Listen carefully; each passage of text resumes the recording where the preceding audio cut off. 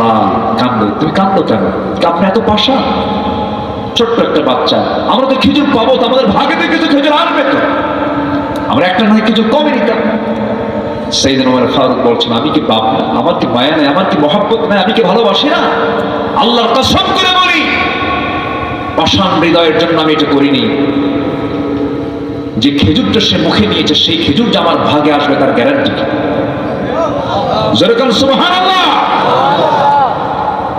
বউ শখ করে খাবারের মধ্যে ঘি দিয়েছে। কি দিয়েছে?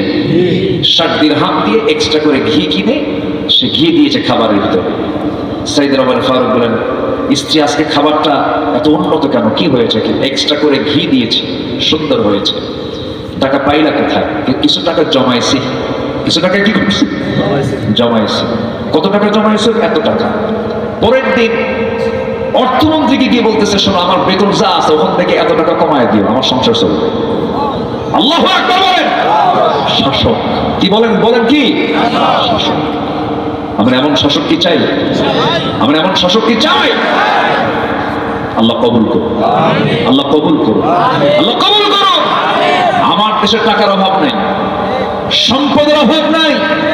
পাহাড়, নদ, নদী, খাল, বিল, সমতল, গ্যাসের খনি, তেলের খনি, কয়লার খনি, সব খনি আছে, কোনো কিছুর অভাব নাই।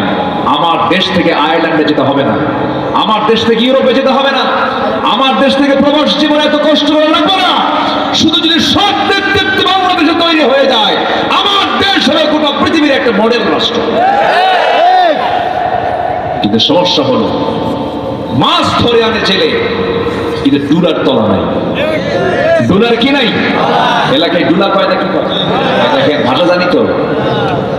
ডুলার কি নাই? আমরা তলা ঠিক করবো, শাসক ঠিক করবো, জোরে বলে ইনশাআল্লাহ। রাগ করতেছেন মনে হয়? হুজুর কোন লাইনে যান? লাইন এটাই, এটাই লাইন। ভুল আর করবো না আমরা, জোরে বলে ইনশাআল্লাহ। আগামীর সরকার হবে নামাজের সরকার। আগামী সরকার কি হবে? জান্নাতে যাওয়ার সরকার তৈরি করতে হবে। জান্নাতে যাওয়ার সরকার, নামাজের সরকার, জোরে বলে ইনশাআল্লাহ। নামাজ আছে যেখানে, জান্নাত আছে। আমরা নামাজ পড়বো, জোরে বলি ইনশাআল্লাহ। কষ্ট পাচ্ছেন? সাইয়েদনা আবু বকর সিদ্দিক রাদিয়াল্লাহু তাআলা আনহু নতুন খলিফা হলো। ওনার এলাকায় যত প্রতিবেশী গরিব আছে, সব গরিব লোকের ফ্যামিলি সব কান্নায় ভেঙে পড়ছে। কেন? যে আমাদের ছাগির দুধ দহন করবে, কে? দুধ দহন করার লোকই তো পাবো না। সুবহানাল্লাহ। গরিব লোকের দুধ দহন করে দেন কে? আবু বকর সিদ্দিক রাদিয়াল্লাহু তাআলা আনহু। ওই প্রতিবেশী যত গরিব সবার দুধ দহন করে দেন সাইয়েদনা আবু বকর। উনি খলিফা হয়ে গেছেন, সবার টেনশন। সাইয়েদনা আবু বকর রাদিয়াল্লাহু আনহু শুনতে পেলেন, ওই পল্লীর মধ্যে ঢুকলেন, ওই মহল্লার মধ্যে ঢুকে বলছেন, তোমরা চিন্তা করো কেন? আমি খলিফা, খেলাফতের দায়িত্ব নিয়েছি, আমার ব্যবসা বন্ধ করবো না, আমার ব্যবসা ঠিকই চলবে, আমার যে খেদমত ঠিকই চলবে। ও মহিলারা, ও গরিব মেয়েরা, তোমরা চিন্তা করো না, তোমাদের বাড়িতে সময় মতো এসে তোমাদের ছাগিগুলো দহন করে আমি দুধ দহন করে তোমাদের হাতে হাতে পৌঁছায় দেবো। সুবহানাল্লাহ, আল্লাহু আকবার। তারা কি শাসক ছিলেন না খাদেম ছিলেন? শাসক না খাদেম? খাদেম ছিলেন। এটার নাম তাকওয়া।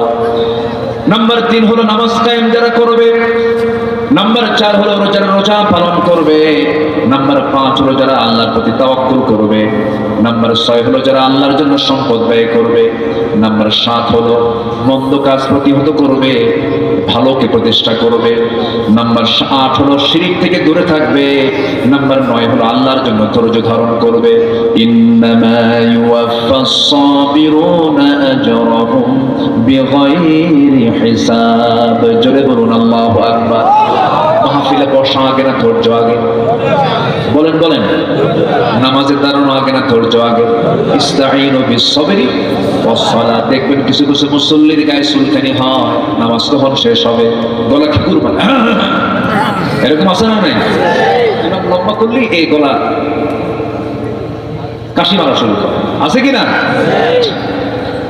এরকম হওয়া যাবে না। ধৈর্যটা আগে আনতে হবে।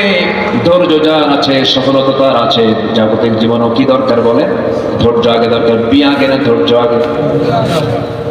এক মহিলা আমাকে ফোন দিয়েছে, ফোন দিয়ে বলে, হুজুর একটা প্রশ্ন করি। কি প্রশ্ন? আমার স্বামী সকালেও তালাক দেয়, বিকেলেও তালাক দেয়, আমি কি আসি না নাই? কি বলবেন আপনি? এত রাগ, তাহলে তালাকে মারে। কি মারে? তালাক দেয় রাগ মিটায়।